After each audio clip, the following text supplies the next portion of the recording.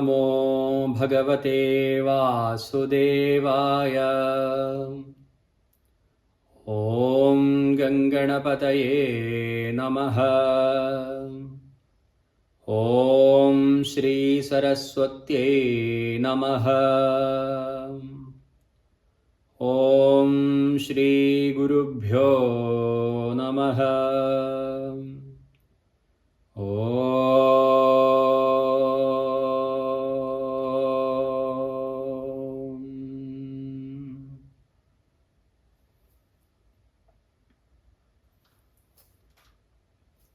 എല്ലാവർക്കും നമസ്കാരം. ശ്രീമന്നാരായണീയം 4-ാം ദശകം അഷ്ടാംഗ യോഗ, അതിനെക്കുറിച്ചാണ് നമ്മൾ പഠിച്ചുകൊണ്ടിരിക്കുന്നത്. നാരായണ ഭട്ടതിരിപ്പാട് അദ്ദേഹത്തിൻ്റെ വാതരോഗശമനത്തിനു വേണ്ടി എഴുതി തുടങ്ങിയെന്ന് വിശ്വസിക്കുന്ന നമ്മുടെ നാരായണീയം ഭഗവാനോടുള്ള പ്രാർത്ഥനയ്ക്ക് വേണ്ടിയിട്ട് എനിക്ക് ആരോഗ്യം നൽകണമേ എന്നുള്ള പ്രാർത്ഥനയിൽ എത്തി നിൽക്കുകയാണ്. എങ്ങനെ ഭഗവാനെ ആരാധിക്കണം അല്ലെങ്കിൽ ഭഗവാനെ പ്രാർത്ഥിക്കണം എന്നാണ് പറയുന്നത്. അഷ്ടാംഗ യോഗ വിധി പ്രകാരം ഭഗവാനെ ധ്യാനിക്കാനുള്ള, ഭഗവാനെ ആരാധിക്കാനുള്ള ആരോഗ്യം എനിക്ക് നൽകണം എന്നാണ് പറഞ്ഞു വരുന്നത്. 4-ാം ദശകത്തിലെ 5 ശ്ലോകങ്ങൾ നമ്മൾ പഠിച്ചു. അതിൽ യമം, നിയമം, ആസനം, പ്രാണായാമം, പ്രത്യാഹാരം, ധാരണ, ധ്യാനം എന്നിവ കഴിഞ്ഞു. ഇനി അവസാനത്തെ അംഗമാണ് ഉള്ളത്. അതെങ്ങനെയാണ് 6-ാമത്തെ ശ്ലോകത്തിലൂടെ ഭട്ടതിരിപ്പാട് നമുക്ക് പഠിപ്പിച്ചു തരുന്നത് എന്ന് നമുക്ക് നോക്കാം. ശ്ലോകം ഒന്ന് ചൊല്ലിത്തരാം, എല്ലാവരും ഒന്ന് കേട്ടു നോക്ക്. ധ്യായതാം സകലമൂർത്തിമീദൃശീമുന്മിഷൻ മധുരതാഹൃതാത്മനാം സാന്ദ്രമോദരസരൂപമാന്തരം ബ്രഹ്മരൂപമയി തേവ ഭാസത്തെ. ഈ ശ്ലോകങ്ങളെല്ലാം നമ്മുടെ 4-ാം ദശകത്തിലെ ശ്ലോകങ്ങളെല്ലാം വളരെ ചെറിയ 4 വരികളുള്ള കുഞ്ഞു ശ്ലോകങ്ങളാണ്. അതുകൊണ്ട് പഠിക്കാൻ എളുപ്പമുണ്ടാവും. എന്താണ് ഈ ശ്ലോകത്തിൽ പറയുന്നത് നോക്കാം. ധ്യായതാം സകലമൂർത്തിം ഈദൃശീം ഉന്മിഷൻ മധുരതാ ഹൃതാത്മനാം സാന്ദ്രമോദരസരൂപമാന്തരം ബ്രഹ്മരൂപം ഐ തേ അവഭാസത്തെ. ഐ, ഹേ ഭഗവാനെ, അല്ലയോ ഭഗവാനെ, ധ്യായതാം സകലമൂർത്തിം ഈദൃശം. നമ്മൾ കഴിഞ്ഞ ശ്ലോകത്തിൽ എന്താണ് പറഞ്ഞത്? അങ്ങനെ വ്യക്തമായി കാണുന്ന ഭഗവാന്റെ ഓരോ അവയവങ്ങളും വളരെ വ്യക്തമായി കാണുന്ന ആ ഭഗവാന്റെ രൂപത്തിൽ എൻ്റെ ധ്യാനം ചെയ്തു കൊള്ളാം. ഞാൻ അതിനെ, ആ രൂപത്തിനെ, അങ്ങയുടെ മൂർത്തിയെ ധ്യാനിച്ചു കൊണ്ടിരുന്നു കൊള്ളാം എന്ന് പറഞ്ഞിട്ടാണ് അവസാനിപ്പിച്ചത്, അല്ലേ?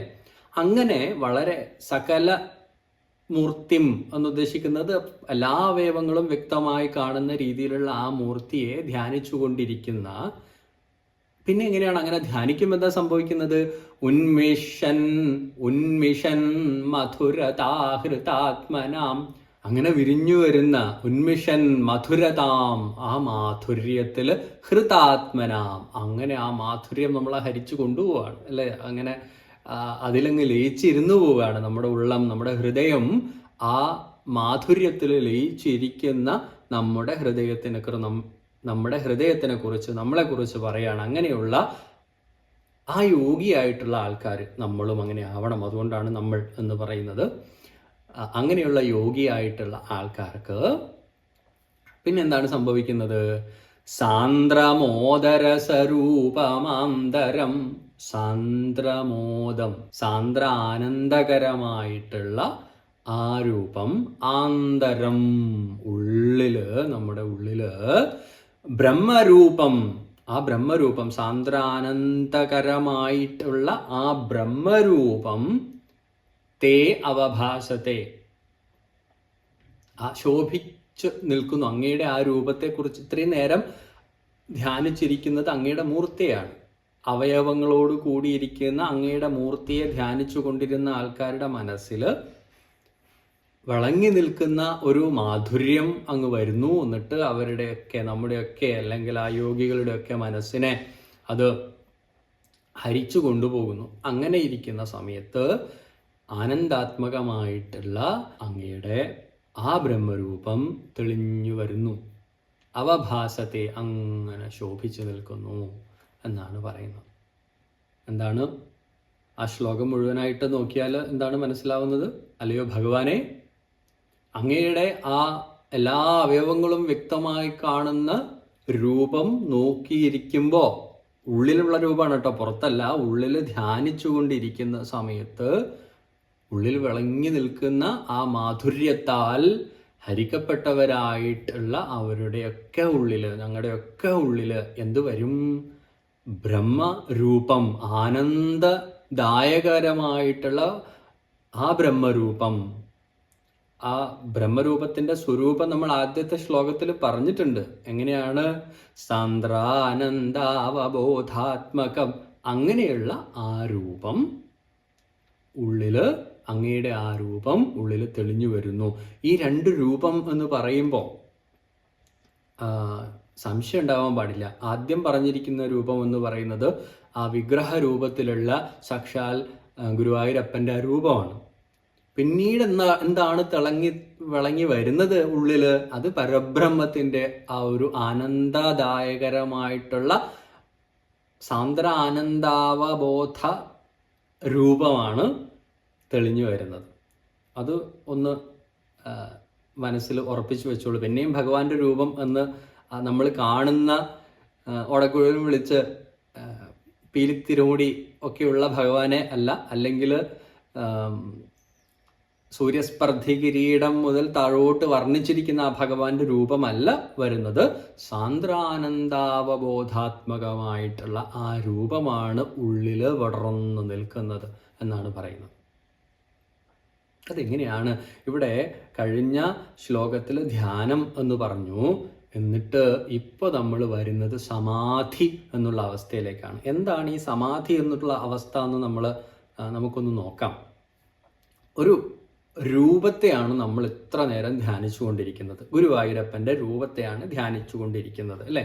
ആദ്യം മുതൽ കുളിച്ച് ശുദ്ധിയായി, അന്ധക്കരണ ശുദ്ധിയൊക്കെ ഉണ്ടായി, ഇന്ദ്രിയങ്ങളൊക്കെ അടക്കി വെച്ച് നമ്മൾ പത്മാസനം പോലെയുള്ള ആസനത്തിലൊക്കെ ഇരുന്ന് പ്രാണായാമമൊക്കെ ചെയ്ത് നമ്മൾ നമ്മുടെ മനസ്സിനെ ഏകാഗ്രമാക്കിയിരിക്കുന്നത്, ധ്യാനിച്ചു കൊണ്ടിരിക്കുന്നത് ഭഗവാന്റെ ആ രൂപത്തിനെയാണ്. ആ രൂപത്തിനെ ധ്യാനിച്ചു കൊണ്ടിരിക്കുമ്പോൾ ആ രൂപത്തിൽ കുടുങ്ങി അവിടെ നിൽക്കാൻ പറ്റില്ല നമുക്ക്. കാരണം ആ രൂപത്തിൻ്റെ പിന്നിൽ, അതിൻ്റെ പിറകിൽ ഒരു വലിയ തത്വമുണ്ട് എന്നുള്ള ബോധം നമ്മുടെ ഉള്ളിൽ തെളിഞ്ഞു വരും. അതുണ്ടല്ലോ, നമുക്കറിയാം. ഗുരുവായൂരപ്പൻ എന്ന് പറയുന്നത് വെറുതെ നമ്മുടെ മുന്നിൽ കളിച്ച് നടക്കുന്ന ഒരു ബാലകനല്ല. ആ ഒരു രൂപത്തിന് പരബ്രഹ്മത്തിൻ്റെ വിശാലമായിട്ടുള്ള ഒരു വ്യാപ്തിയുണ്ട് എന്ന് നമുക്കറിയാം. ആ ജ്ഞാനം നമ്മുടെ ഉള്ളിൽ നിറഞ്ഞു വരും. ഈ ബോധ്യം നമ്മുടെ ഉള്ളിൽ നിറഞ്ഞു വരും. ഈ ഗുരുവായൂരപ്പൻ എന്ന് ഞാൻ കാണുന്ന ഈ മൂർത്തിക്കപ്പുറത്തേക്കുള്ള ഗുരുവായൂരപ്പൻ്റെ യഥാർത്ഥ രൂപം, അതിനെക്കുറിച്ചുള്ള ജ്ഞാനം നമ്മുടെ ഉള്ളിൽ തെളിഞ്ഞു വരും. എന്നിട്ടോ പിന്നെന്താവും? പതുക്കെ പതുക്കെ ആ ജ്ഞാനത്തിൻ്റെ അനുഭവം മാത്രം നമ്മുടെ ഉള്ളിൽ തെളിഞ്ഞു വരും. ഏത്? ആ ഗുരുവായൂരപ്പൻ്റെ രൂപം അങ്ങനെ അങ്ങനെ അങ്ങനെ അങ്ങനെ അങ്ങനെ അങ്ങ് മങ്ങി മങ്ങി മങ്ങി പോയിട്ട് യഥാർത്ഥത്തിലുള്ള ആ ജ്ഞാന സ്വരൂപം നമ്മുടെ ഉള്ളിൽ തിളങ്ങി വിളങ്ങി നിൽക്കും. അതാണ് സമാധി എന്ന് പറയുന്ന അവസ്ഥ. ഒന്നുകൂടെ ശ്രദ്ധിക്കാം. ഇതിനെ രണ്ട് തട്ടായിട്ട്, ഈ സമാധി എന്നുള്ള അവസ്ഥയിലേക്കുള്ള പോക്കിനെ, ആ യാത്രയെ രണ്ട് ഭാഗങ്ങളായിട്ട് വിശദീകരിക്കുന്നുണ്ട് ആചാര്യന്മാർ. യോഗയിലും അങ്ങനെ പറയുന്നുണ്ട്. മനസ്സ് ഒരു ധ്യേയമായിട്ടുള്ള രൂപത്തിൽ ഉറച്ചു നിൽക്കുന്ന സമയത്ത് ജ്ഞാനകർമ്മ ഇന്ദ്രിയങ്ങളെല്ലാത്തിൽ നിന്നും നമ്മളങ്ങ് വിട്ടു നിൽക്കുകയാണ് അല്ലേ. അതൊക്കെ അവിടെ ഉണ്ട്, പക്ഷെ അതിൽ നിന്നൊക്കെ നമ്മൾ വിട്ടു നിൽക്കുന്നു. ഉള്ളിൽ നിറഞ്ഞു നിൽക്കുന്നത് ആ ഭഗവത് രൂപം, ആ മൂർത്തി മാത്രമാണ്. അങ്ങനെ ഇന്ദ്രിയങ്ങൾ ഉണ്ടാക്കുന്ന കോലാഹലങ്ങളെല്ലാം മാറി നിൽക്കുകയാണ്. ആ രൂപം മാത്രമാണ് മനസ്സിൽ നിൽക്കുന്നത്. ആ അവസ്ഥയിൽ നമ്മുടെ ഉള്ളിൽ എന്തുണ്ട് ഒന്ന് ശ്രദ്ധിക്കുക. നമ്മുടെ ഉള്ളിൽ എന്തുണ്ട്? ധ്യേയമായിട്ടുള്ള മൂർത്തിയുണ്ട്, ധ്യാനം എന്നുള്ള കർമ്മമുണ്ട്, നമ്മൾ ധ്യാനിക്കുകയാണ് എന്നുള്ള ബോധ്യം നമുക്കുണ്ട്. ധ്യാതാവ് അല്ലെങ്കിൽ ധ്യാനിക്കുന്ന വ്യക്തിയുടെ ഒരു അഹംബോധം, ഞാൻ ധ്യാനിക്കുന്നു എന്നുള്ള ബോധ്യവും അവിടെ നിലനിൽക്കുന്നുണ്ട് അല്ലേ. മൂർത്തിയുണ്ട്, അതുപോലെ തന്നെ ധ്യാനം എന്നുള്ള കർമ്മമുണ്ട്, അതുപോലെ തന്നെ ധ്യാനിക്കുന്ന ആള്, അങ്ങനെ ആ മൂന്നും ഉണ്ട്. അതുമാത്രമല്ല, നേരത്തെ പറഞ്ഞതുപോലെ ആ മൂർത്തിക്ക് പിന്നിൽ വലിയൊരു തത്വമുണ്ട് എന്നുള്ള ജ്ഞാനവും നമ്മുടെ ഉള്ളിലുണ്ട്. ഇതല്ല നമ്മളിവിടെയൊക്കെ വായിക്കുന്നുണ്ടല്ലോ, സാന്ദ്രാനന്ദാവബോധാത്മകതൊക്കെ വായിച്ചു കഴിഞ്ഞിട്ടാണ് നമ്മൾ സൂര്യസ്പർദ്ധ കിരീടം മുതലിരിക്കുന്നത്. അപ്പൊ ഇതിനപ്പുറത്തേക്ക് ഒരു അവസ്ഥ ഈ മൂർത്തിക്കുണ്ട് എന്നുള്ള ജ്ഞാനവും ബോധ്യവും നമ്മുടെ ഉള്ളിലുണ്ട്. അങ്ങനെയുള്ള അവസ്ഥയാണ് നമ്മൾ സവികൽപ്പ ധ്യാനം എന്ന് പറയുന്നത് അല്ലേ. ആ സമാധിയുടെ ഒരവസ്ഥയാണത്. എന്നിട്ട് അടുത്തതെന്താണ്? അങ്ങനെ നിൽക്കുന്ന സമയത്ത് പതുക്കെ പതുക്കെ പതുക്കെ പതുക്കെ നമ്മുടെ ഉള്ളിലുള്ള ഈ രൂപവും മാഞ്ഞു മാഞ്ഞു മാഞ്ഞ് ആ ജ്ഞാനം മാത്രം അവിടെ തിളങ്ങി നിൽക്കാൻ വേണ്ടി തുടങ്ങും. ഒന്ന് സങ്കല്പിക്കാതെ എങ്ങനെയാണ് ഉണ്ടാവുക എന്ന് പറയുമ്പോൾ അയ്യോ എന്നൊക്കെ തോന്നും. പക്ഷെ നമ്മളൊരു രൂപത്തെ വെച്ചിട്ടാണ് ആരാധിക്കുന്നത്, ധ്യാനിക്കുന്നത്. ആ ധ്യാനത്തിൻ്റെ പിറകിൽ ആ രൂപത്തെക്കുറിച്ച് തന്നെ ധ്യാനിക്കുന്ന സമയത്ത് ഇതിനപ്പുറത്തേക്ക് ഈ രൂപത്തിനൊരു വലിയ മാനമുണ്ട് എന്നുള്ള അറിവ് നമ്മുടെ ഉള്ളിൽ തെളിഞ്ഞു വരുന്നു. പിന്നെ നമ്മുടെ ചിന്ത പതുക്കെ പതുക്കെ ആ ജ്ഞാനത്തിലേക്കായിട്ട് വരും. ആ ബോധ്യത്തിലേക്ക് നമ്മൾ പതുക്കെ പതുക്കെ നമ്മുടെ ചിന്തയെ കൊണ്ടുവരാൻ വേണ്ടി നമുക്ക് സാധിക്കും. അങ്ങനെ കൊണ്ടുവന്ന് ആ മൂർത്തിയും പതുക്കെ ഇല്ലാതാവുകയാണ്. ആ മൂർത്തിയും അസ്തമിച്ചു. ധ്യാനിക്കുക എന്നുള്ള ക്രിയ അല്ലെങ്കിൽ ആ കർമ്മം അത് അസ്തമിക്കുന്നു. ഞാൻ ധ്യാനിക്കുന്നു എന്നുള്ള ബോധ്യവും അവിടെ അസ്തമിക്കുന്നു. അവിടെ ഞാനും അസ്തമിക്കുന്നു. എൻ്റെ ഉള്ളിൽ നിറഞ്ഞു നിൽക്കുന്നത് സാക്ഷാൽ ബ്രഹ്മസ്വരൂപമായിരിക്കുന്നുണ്ടാവുക. ആ ബ്രഹ്മസ്വരൂപത്തെക്കുറിച്ച് എങ്ങനെയാണ് വർണ്ണിക്കുന്നത്? ബ്രഹ്മാനന്ദം പരമസുഖദം കേവലം ജ്ഞാനമൂർത്തിം ദ്വന്ദ്വാതീതം ഗഗനസദൃശം തത്വമസ്യാദിലക്ഷ്യം ഏകം നിത്യം വിമലമചലം സർവധീ സാക്ഷിഭൂതം ഭാവാതീതം ത്രിഗുണരഹിതം സദ്ഗുരും തം നമാമി. അല്ലേ, ബ്രഹ്മാനന്ദം പരമസുഖദം, പരമസുഖദായകമായിട്ടുള്ള ആ ബ്രഹ്മാനന്ദം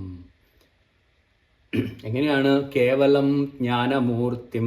അവിടെ നമ്മളിപ്പോൾ കണ്ട ആ ഗുരുവായൂരപ്പൻ്റെ രൂപം അവിടെ ഇല്ല.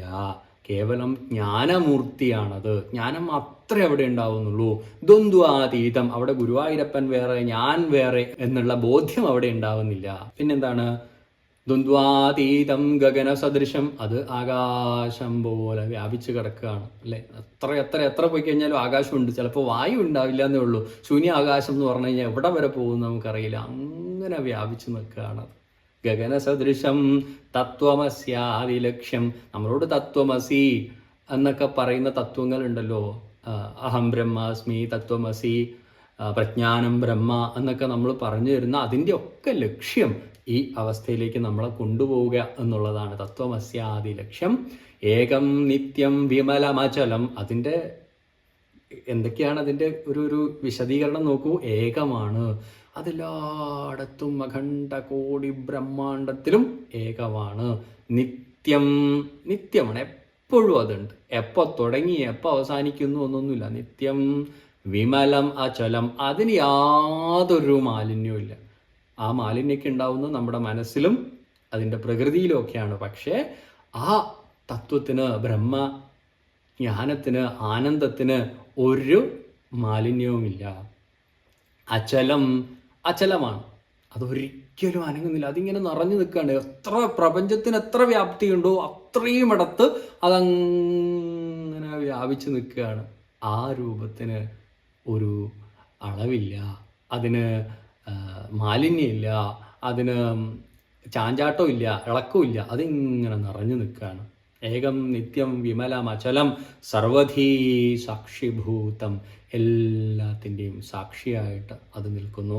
അപ്പോൾ നമ്മുടെ ഉള്ളിലുള്ളതും ഗുരുവായൂരപ്പൻ്റെ മൂർത്തിയിലുള്ളതും എല്ലായിടത്തും ഉള്ളതും ആ ഒരേ ചൈതന്യമാണ്. ഭാവാതീതം ത്രിഗുണരഹിതം. അതിന് ഭാവങ്ങളില്ല, അതിനപ്പുറത്താണത്. ത്രിഗുണരഹിതം. 3 തരത്തിലുള്ള സത്വരജ തമോ ഗുണങ്ങളൊന്നും അതിനെ ബാധിക്കുന്നേയില്ല. അതൊന്നുമില്ല. ആ ഗുണരഹിതമായിട്ടുള്ളതാണ്. ഗുരുവായൂരപ്പൻ്റെ രൂപം സഗുണാത്മകമാണ്. അതുകൊണ്ടാണ് നമുക്ക് കാണാനും നമ്മൾ അതിനോട് റിലേറ്റ് ചെയ്യാൻ നമുക്ക് പറ്റുന്നത്, അല്ലേ? നമുക്ക് താതാത്മ്യം പല രീതിയിലും നമുക്ക് ആ ഭഗവാനെ നമ്മുടെ ഉള്ളിലേക്ക് കാണാൻ സാധിക്കുന്നതൊക്കെ നമുക്ക് പരിചയമുള്ള ഗുണങ്ങളുമായിട്ട് നമ്മൾ താരതമ്യമൊക്കെ ചെയ്തിട്ടാണ്. അപ്പോൾ ആ രൂപത്തിന്, ബ്രഹ്മരൂപത്തിന് ഗുണങ്ങളൊന്നുമില്ല.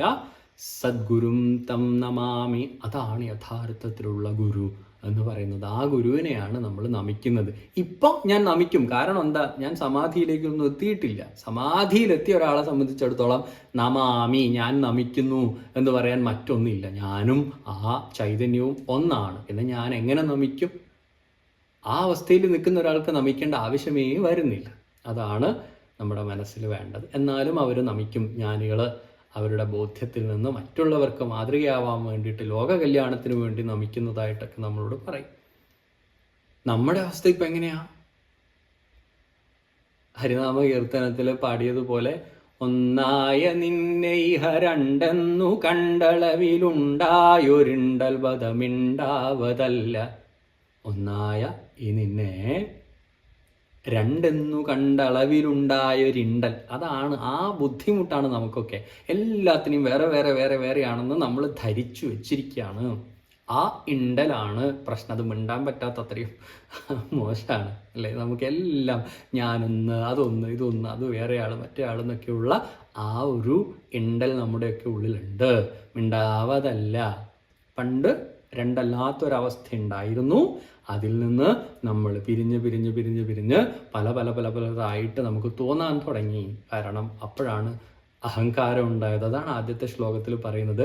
ഓംകാരമായ പൊരുൾ 3 പിരിഞ്ഞുടനെ ആങ്കാരമായതിനു താൻ തന്നെ സാക്ഷിയതു ബോധം വരുത്തുവതിനാളായി നിന്ന പരമാചാര്യരൂപ ഹരിനാരായണായ നമഃ.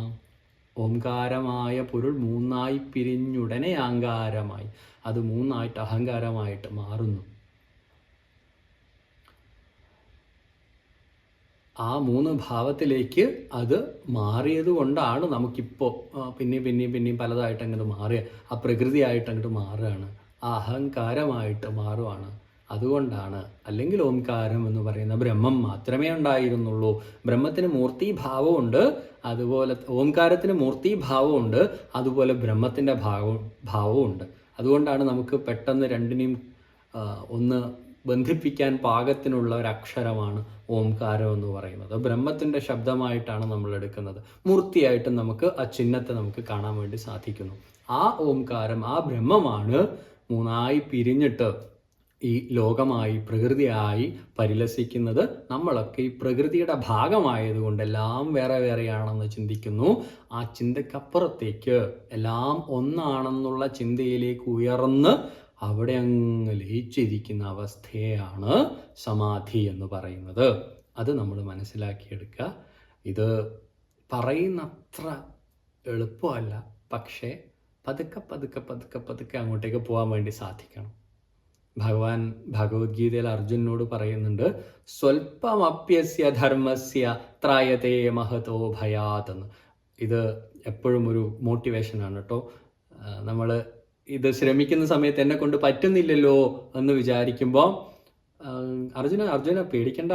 സ്വൽപ്പമപി യസ്യ ധർമ്മസ്യ ത്രായതേ മഹതോ ഭയാത്. കുറച്ചെങ്കിലും നീ അത് അനുസരിക്കാൻ തുടങ്ങിക്കഴിഞ്ഞാൽ, ഈ ധാർമ്മികമായ പാതയിലേക്ക് പോകാൻ തുടങ്ങിക്കഴിഞ്ഞാൽ വലിയ കാര്യമാണ്. അത് ഒരുപാട് ഭയങ്ങളിൽ നിന്ന് നിന്നെ രക്ഷിക്കുമെന്ന് പറയുന്നു. അതുകൊണ്ട് നമ്മളൊക്കെ ചെയ്യുന്നത് കുറച്ച് കുറച്ചാണ്.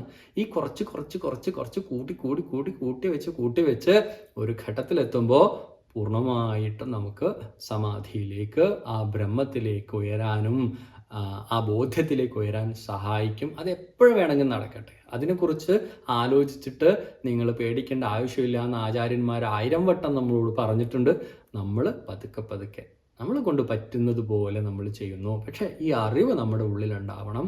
അതാണ് ഈ ശ്ലോകത്തിൽ പറയുന്നത്. ഞാൻ ശ്ലോകം ഒന്നുകൂടെ ചൊല്ലിത്തരാം. എല്ലാവരും ഒന്ന് ഏറ്റു ചൊല്ലി നോക്കുക. മനസ്സിൽ ഈ ബോധ്യം വെച്ചിട്ട് എന്താണ് ഞാൻ ചൊല്ലുന്നത് എന്നുള്ള അർത്ഥം ഉൾക്കൊണ്ടുകൊണ്ട് ചൊല്ലുമ്പോഴാണ് നമുക്കതിൻ്റെ ഒരു ഭംഗി മനസ്സിലാവുക. അതുകൊണ്ട് ഞാൻ ചൊല്ലിത്തരാം.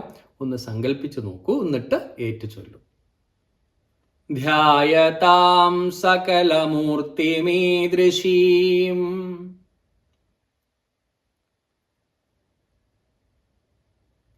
ഉന്മിഷൻ മധുരതാഹൃതാത്മനാം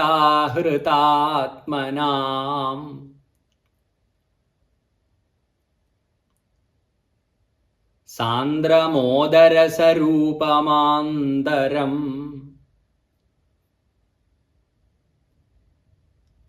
ബ്രഹ്മരൂപമയിതേവ ഭാസത്തെ.